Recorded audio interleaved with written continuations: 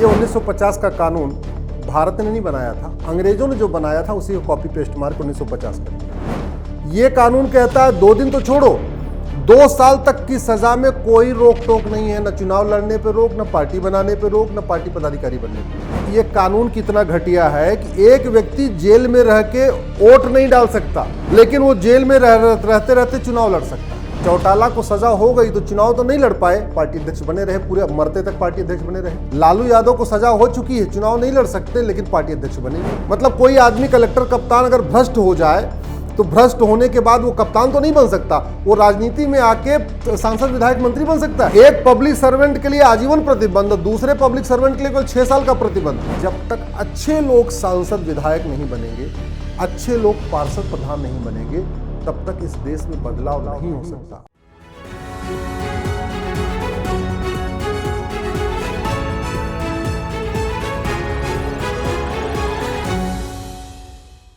नमस्कार, capital TV में आपका स्वागत है। अजीब मुल्क है हमारा।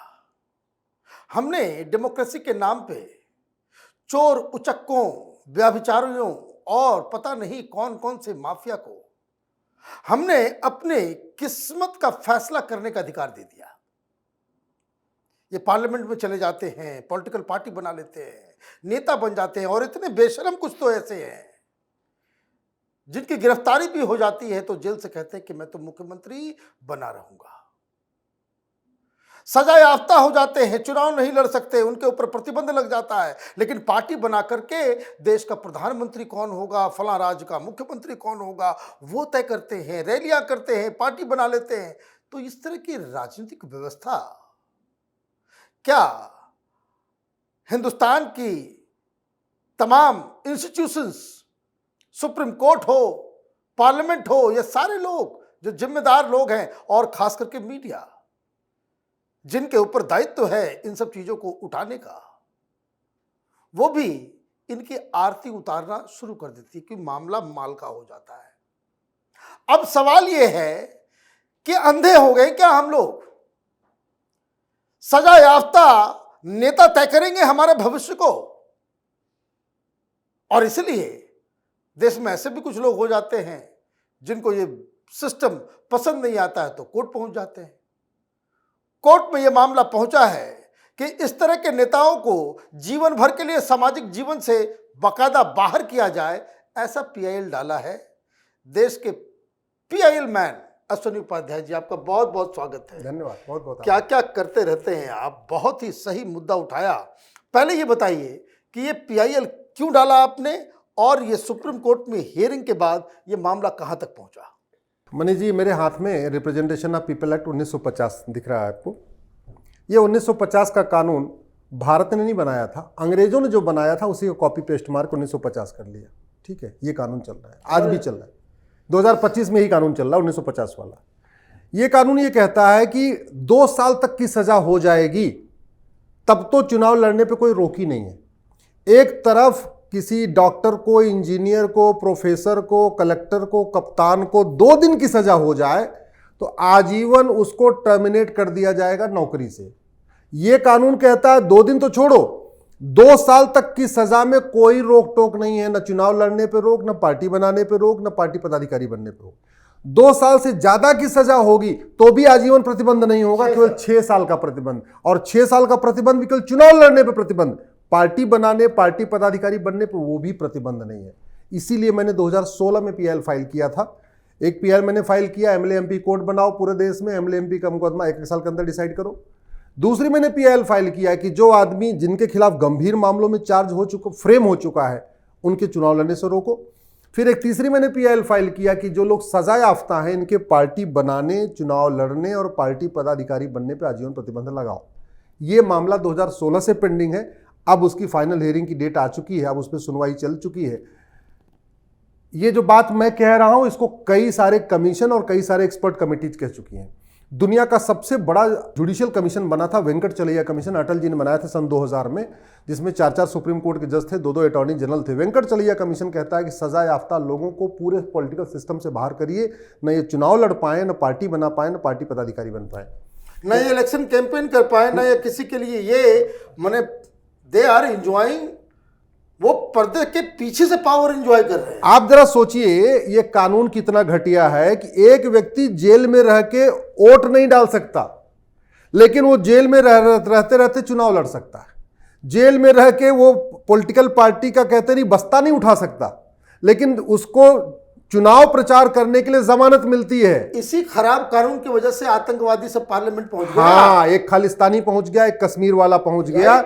ये क्योंकि हमने इलेक्शन रिफॉर्म के ऊपर चर्चा ही नहीं किया कभी गंभीरता के साथ। न लॉ कमीशन कितनी रिपोर्ट बनी है, कभी पार्लियामेंट में टेबल की गई, न वेंकट चलैया कमीशन की रिपोर्ट बहुत शानदार रिपोर्ट बनी है, न उसको कभी टेबल किया, न लिंगदो कमेटी की रिपोर्ट, न गोस्वामी कमेटी की रिपोर्ट, न राजनारायण कमेटी की रिपोर्ट। सन 75 से लेकर 2025 तक कम से कम 20 इलेक्शन रिफॉर्म के ऊपर रिपोर्ट आ चुकी हैं, कभी हमने इसको टेबल नहीं किया।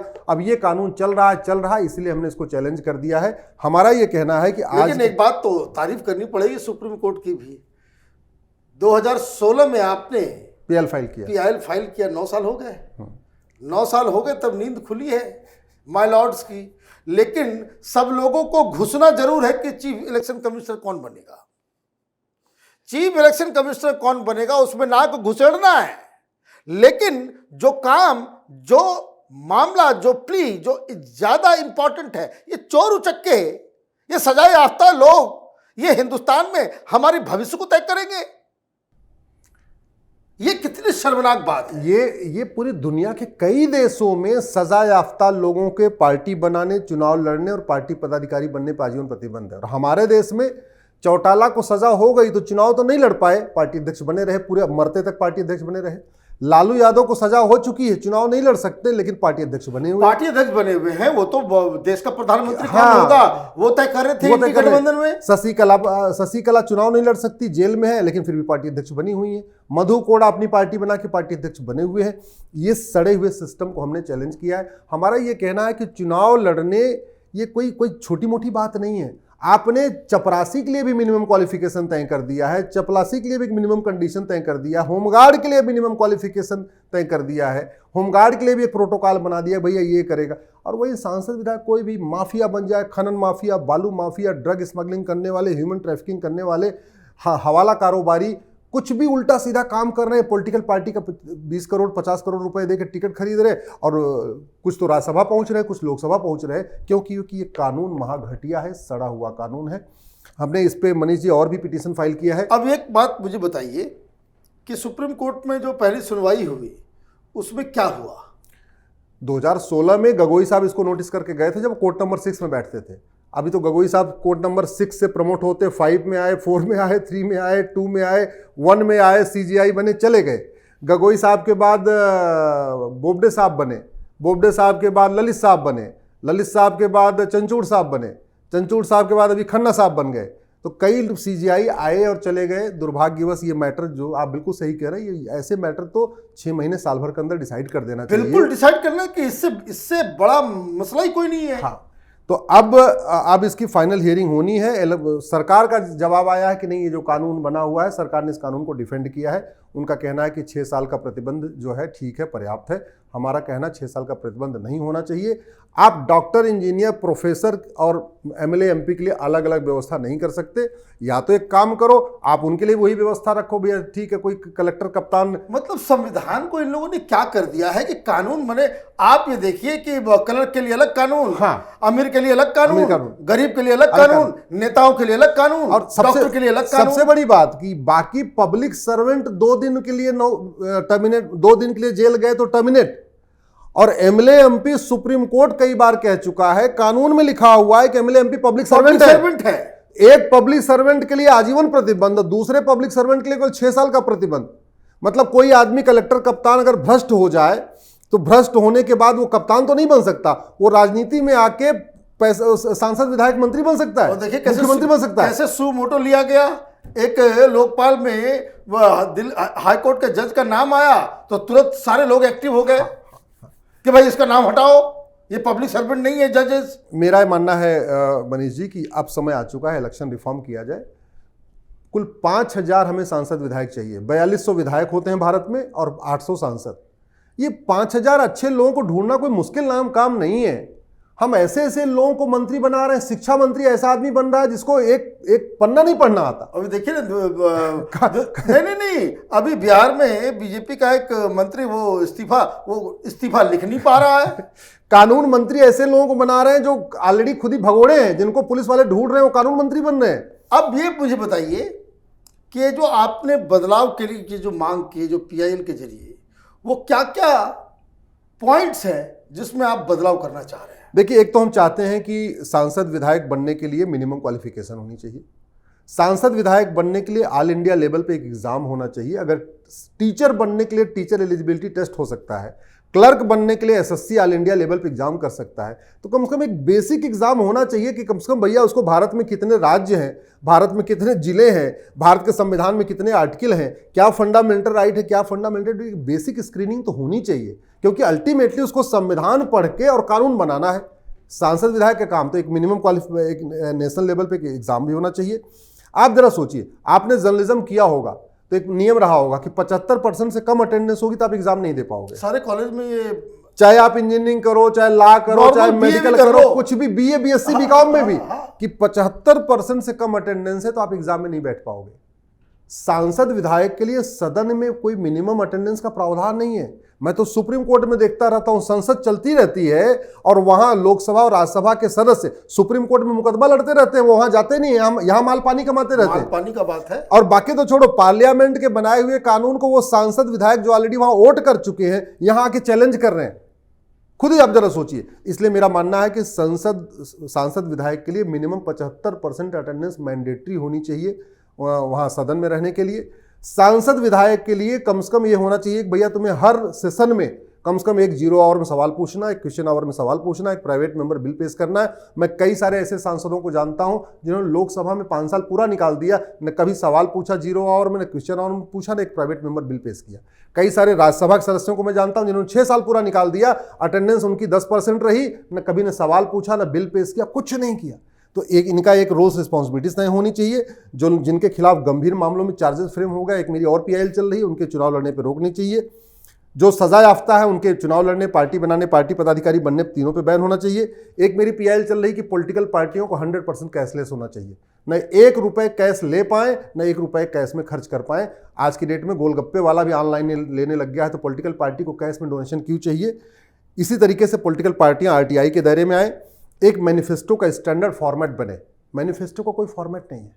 मैनिफेस्टो में कुछ भी वादा कर दो, आसमान तोड़ने का कोई ऐसा क्राइटेरिया नहीं। भैया, आपको पहले वादा करते समय यह देखना है कि देश के ऊपर कितना खर्चा और राज्य के ऊपर कितना खर्चा। तो मैनिफेस्टो के नाम पे झूठ बोलने का कंपटीशन लगा हुआ है। झूठ बोलने का कंपटीशन। हाँ, तो एक मेरी पीआईएल एक स्टैंडर्ड मैनिफेस्टो फॉर्मेट होना चाहिए, फ्रीबीज डिफाइन होनी चाहिए, 1 वोटर लिस्ट होनी चाहिए। आपको मैं बताऊं, पार्षद के चुनाव की अलग वोटर लिस्ट बनती है, प्रधान के चुनाव की अलग वोटर लिस्ट बनती है, विधानसभा के चुनाव की अलग वोटर लिस्ट बनती है, लोकसभा के चुनाव की अलग वोटर लिस्ट बनती है। सरकारी बेचारे स्कूल के टीचर पूरे साल वोटर लिस्ट ही बनाते रहते हैं, बच्चों को पढ़ाते कम है। एक बार 1 नेशन 1 इलेक्शन करो, एक साथ सारा इलेक्शन करके मामला खत्म करो। तो 1 नेशन 1 इलेक्शन पे मेरी पीआईएल है, 1 नेशन 1 वोटर लिस्ट के ऊपर पीआईएल है। एक मैंने पीआईएल फाइल किया है कि अगर पासपोर्ट हम खुद बनवाने जाते हैं, राशन कार्ड हम खुद बनवाने जाते हैं, ड्राइविंग लाइसेंस हम खुद बनवाने जाते हैं, तो टीचरों को घर घर भेज के वोटर आईडी क्यों बना रहे हैं? कानून बना दो भैया, 18 साल होते 3 महीने के अंदर सबको अपना वोटर आईडी बनवाना है। और पोस्ट ऑफिस को नोडल सेंटर डिक्लेयर कर दीजिए। पोस्ट ऑफिस के पास कोई काम नहीं, आजकल कोई चिट्ठी फिट्ठी भेज नहीं रहा है, पोस्ट ऑफिस में कोई काम बचा ही नहीं है, तो कम से कम पोस्ट ऑफिस जो जिंदा है, पोस्ट ऑफिस चल रहा है, उसको आप नोडल सेंटर डिक्लेयर कर दीजिए, जिसको जो डॉक्यूमेंट बनवाना है जाके वहीं पोस्ट ऑफिस में जाए, वहीं अपना वोटर आईडी बनवाए, वहीं राशन कार्ड भी बनवाए, एक तरीके, क्योंकि पोस्ट ऑफिस हर जगह होता है। राइट। 2.5 लाख की संख्या है हमारे देश में।